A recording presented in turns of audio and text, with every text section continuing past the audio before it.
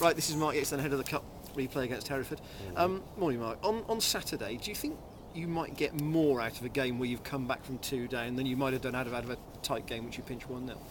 I think the way we came back and the way the game panned out, I think we can would have certainly boosted confidence levels and the belief within the squad will just be reiterated. And I thought it was a really good comeback after a poor start. In terms of selection, it gives you some interesting conundrums for Tuesday.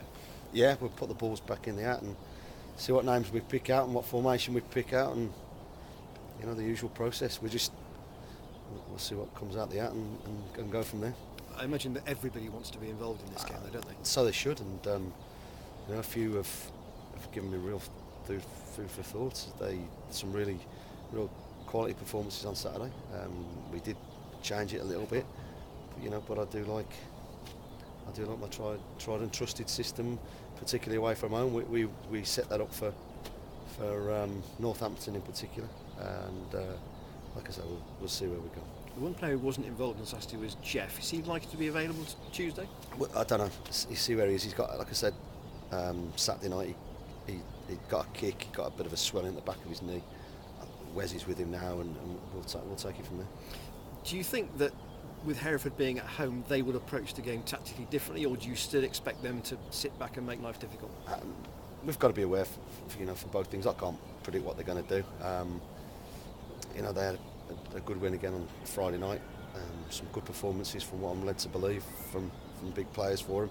So we have to be aware of it, but we have to concentrate on ourselves like we normally try and do, and go and be as good as we can possibly be, better than we were for the majority. And I thought we were the better team on Monday night, but we credit to them, they shut up shop on us second half and kept everything in front of us. I say better team, we played too much in front of them.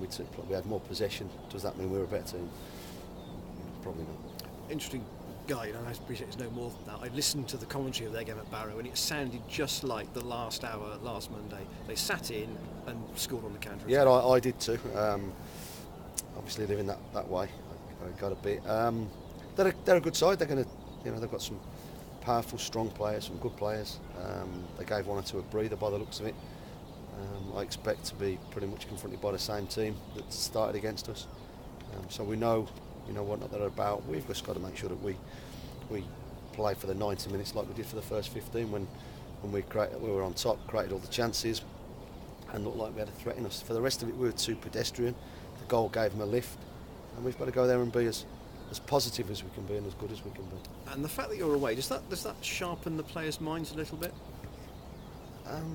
In the sense that you don't have that comfort blanket of having the home fans and majority around you? I think we approach it pretty much the same way. Hopefully the performance that the one we put in and two Hereford put in will just sharpen the players' minds up in that respect. There's no way we're going to take them anything other than majorly seriously. They're a good side, good players, and we have to be on top of our game. And if it takes 118 minutes to find a goal, then you have to be patient. Absolutely, and we've proved that we can do that. We're willing enough to do that. We have to make sure we're solid. We have to make sure we try and play to the way we want to play with a bit of tempo. Sides don't always let you. Have you thought about penalties at all? It's something we've thought about. Do you just you try and cover every eventuality as a manager. We don't want the game to go to penalties. That said, if we're a goal down after 119 minutes, we'd gladly take penalties. So, do we have a little practice today? We'll see. I'll ask a couple of the senior players and what they want to do, and we'll be guided by that. But you've got to try and cover every eventuality. But like I say, ideally, we don't want it to go to penalties. Given all the banter between the two Manchester clubs, you've only had 2 penalties this season. I think one at Wickham and one at Bradford. Should have been 2 at Bradford, and it should have been game over. So, in other words, you haven't had a lot of practice in matches? No, we haven't. But I've got people who are more than capable of stepping up and smashing it in from 12 yards. Thank you. What you said on Saturday that the game was. That's right. Come round a bit. Yeah, come round a bit. Is that right? You said that the league game was obviously the priority now you've got that out of the way, does this become the biggest game of the season? Or? The next game is always our biggest, and that's the way we work. Because it's the only one you can prepare for and affect. You know, as a management, we have to do other things that regarding preparation for Saturday, for the following Friday and stuff like all the arrangements and what we do and how we're training, what we're trying to do. But the next game is always the most important. Yeah. Do you think Marlon and Jermaine, if they come back in, will benefit from a?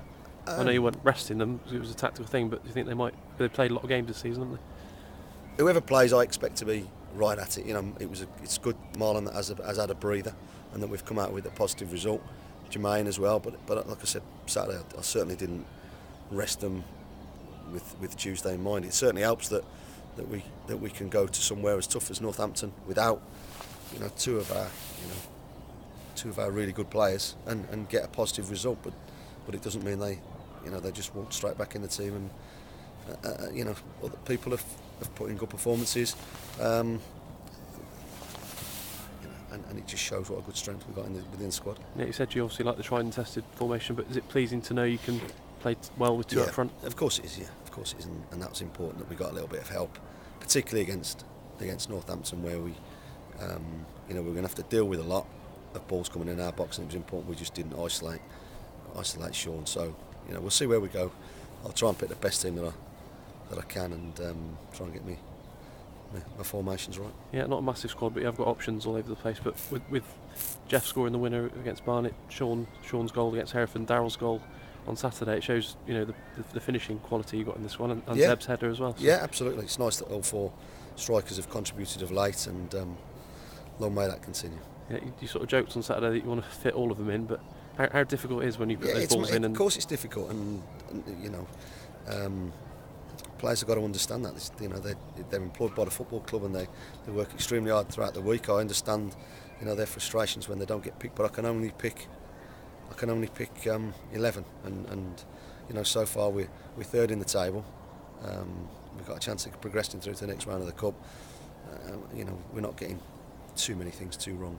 Yeah, footballing reasons the most important thing of getting through, but how much of a difference do you think it can make to the rest of the season if you can get through this game? Yeah, it's a big game. Of course, it is. We know the implications of it, but that can't be my concern. That can't be my players' concern. It's just about going there and making sure we know what's at stake. We want to be playing Everton in the next round of the cup at home. Of course we do. But so do Hereford, and we've just got to make sure that we concentrate on our performance, that we deal with them, and we're effective at what we're trying to do. Yeah, you said you learnt a bit more about their strengths and weaknesses from the first game. I think you always see things differently when your team's playing against the opposition first hand. We knew they got good players, and players who can play at our league and above for sure. But we've got good players. We let in a soft goal at the wrong time the other night, and it just gave them something to hang on to. Is the wrong word, but it gave them something to really keep hold of, and we've got to make sure that we're better than we were on Monday. If we don't, it'll be a tough night. Yeah, and the fans at Hereford came to Cheltenham, made such a lot of noise, didn't they? Yeah. How big a role can the Cheltenham fans do massive. Going there? It's a local derby. Everyone knows what's at stake. Everybody wants to say to bring a Premier League team to our home ground, and hopefully they'll get behind the boys and make some noise and really spur us on. Yeah, you had some joy there with Kidderminster, didn't you? Because speaking to Russ, because obviously Cheltenham haven't won there for a while, but have you had a couple of wins there? Do you remember? Russ knows more than me. I can't. I'm not one for looking back too far, John. I'm about the here and now, and hopefully we'll go and put Cheltenham's record at Hereford right. Yeah. Cheers, Mark.